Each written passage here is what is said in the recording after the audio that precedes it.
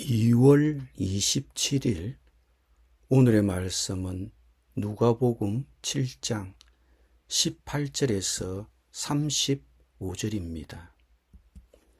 요한의 제자들이 이 모든 일을 그에게 알리니 요한이 그 제자 중 둘을 불러 주께 보내어 이르되 오실 그이가 당신이 오니까 우리가 다른 일을 기다리오리까 하라 하매 그들이 예수께 나아가 이르되 세례 요한이 우리를 보내어 당신께 여쭈어 보라고 하기를 오실 그이가 당신이 오니까 우리가 다른 일을 기다리오리까 하더이다 하니 마침 그때에 예수께서 질병과 고통과 및 악귀 들린 자를 많이 고치시며 또 많은 맹인을 보게 하신지라. 예수께서 대답하여 이르시되 너희가 가서 보고 들은 것을 요한에게 알리되 맹인이 보며 못 걷는 사람이 걸으며 나병 자가 깨끗함을 받으며 기먹은 사람이 들으며 죽은 자가 살아나며 가난한 자에게 복음이 전파된다 하라.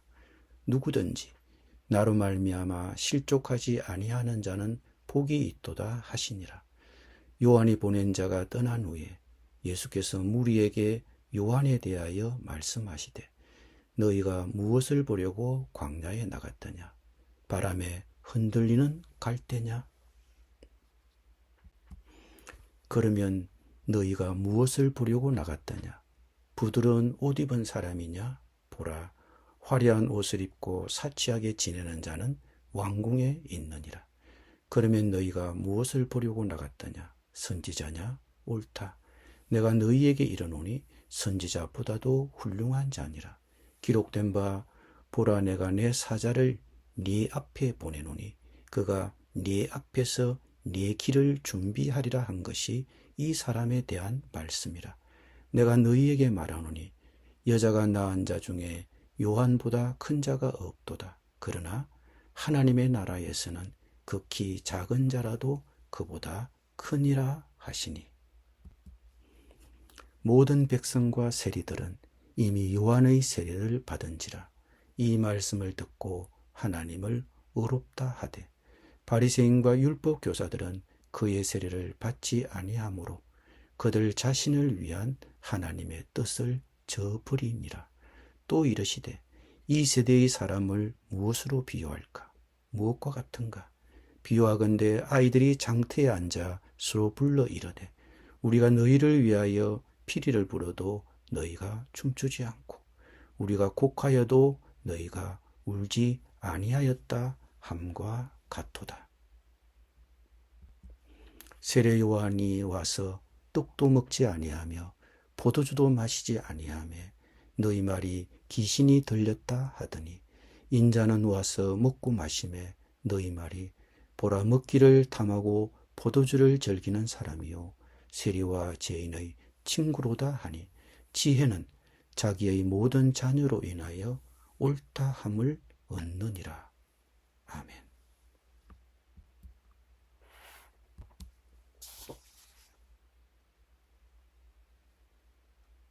예수님 당시에 이스라엘 백성들 사이에는 메시아를 기다리는 마음이 있었습니다.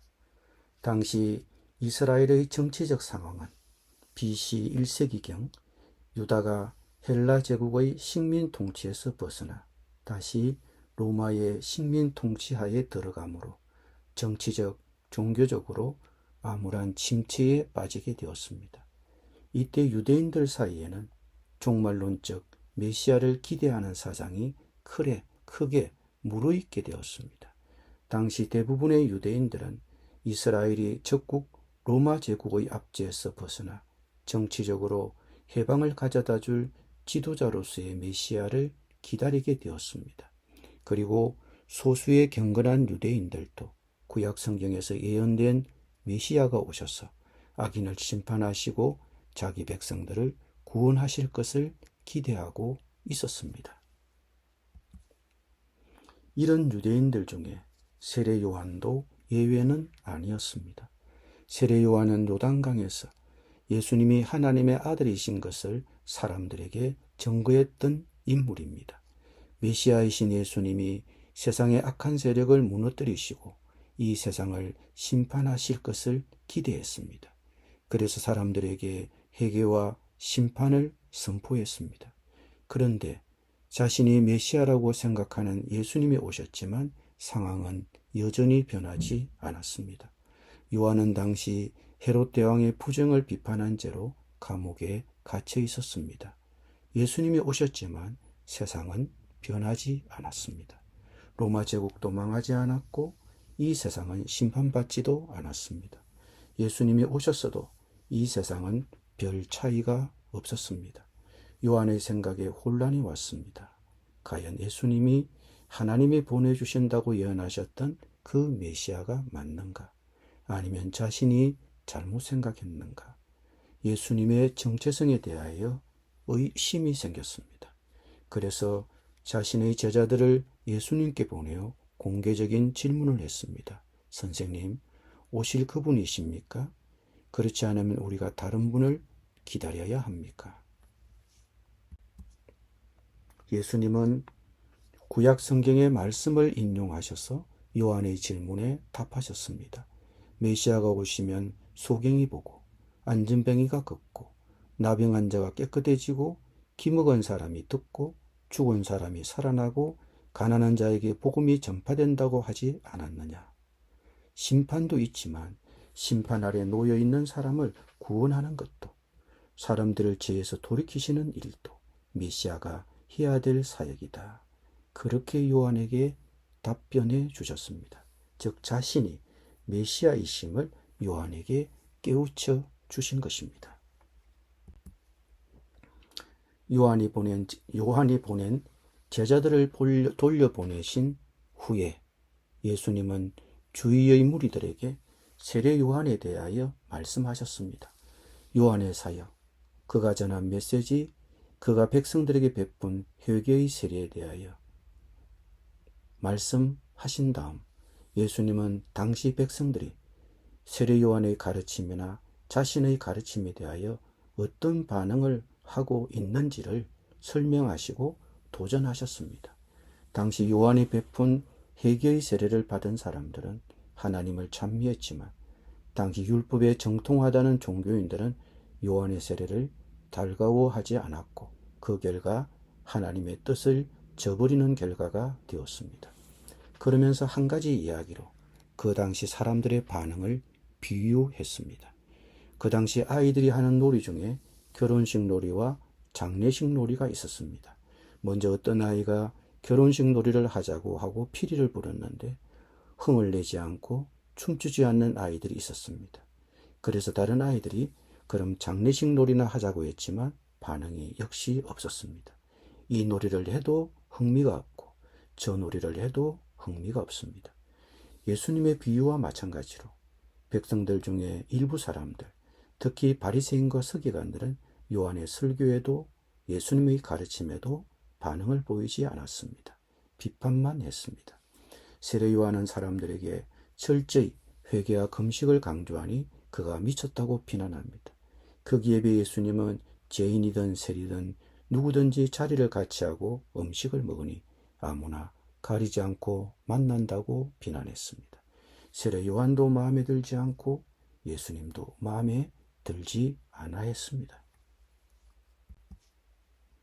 보통 사람들은 성경에 대하여, 예수님에 대하여, 기독교에 대하여 어떻게 평가합니까? 그러면 누가 옳은지는 어떻게 증명이 됩니까? 35절에서 지혜는 자기의 모든 자녀로 인하여 옳다함을 얻는다고 했습니다. 성경에서는 곧잘 지혜를 의인화시켜서 표현합니다. 여기서 지혜란 곧 예수님을 가리키기도 하고 그분의 가르침을 가리키기도 합니다. 자녀로 인하여 옳다함을 얻는다. 여기서 자녀란 지혜의 권원이신 예수님을 믿고 따르는 모든 성도를 가리킵니다.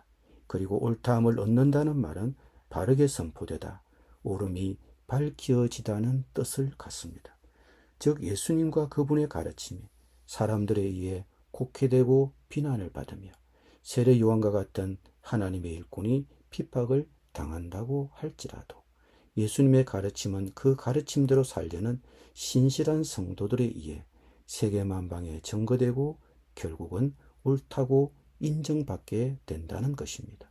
당장은 무시받고 비난도 받지만 결국은 예수님의 말씀을 듣고 순종하는 하나님의 자녀로 인해 결국은 그 지혜가 예수님의 말씀이 옳다는 사실이 증명될 것입니다.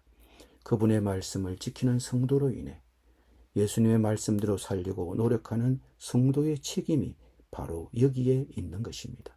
요즘 내가 증명해 내야 할 예수님의 말씀, 그 지혜는 무엇입니까?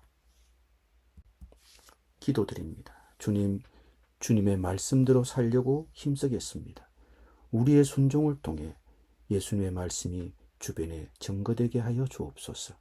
예수님의 이름으로 기도드립니다. 아멘.